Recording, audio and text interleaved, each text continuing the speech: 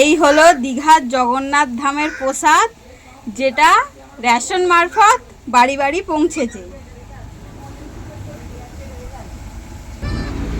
কিন্তু কিন্তু এটা বাড়ি বাড়ি পৌঁছে দেওয়ার কথা ছিল জগন্নাথের প্রসাদ, কিন্তু এটা রেশন থেকে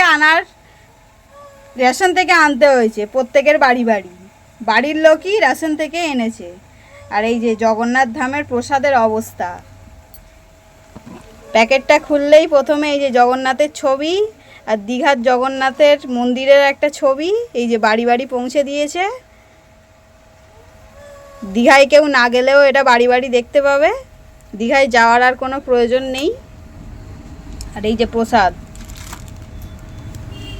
সাদা সাদা এই জিনিসটা দেখতে পাচ্ছ তো, ভেগ্ন ফুটে গেছে, প্যাকেটের মধ্যেই ভেগ্ন ফুটে গেছে। তাহলে মানুষকে দেওয়ার মানেটা কি? তো মানুষকে অসুস্থ করে ফেলবে।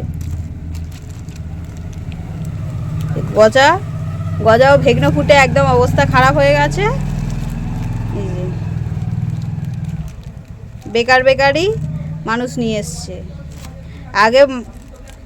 আগে মন্দিরের প্রসাদ পাওয়ার জন্য মন্দিরে যেতে হতো, এখন রেশন দোকানেই মন্দিরের প্রসাদ পাওয়া যাচ্ছে, তাও আবার জগন্নাথের। জয় জগন্নাথ।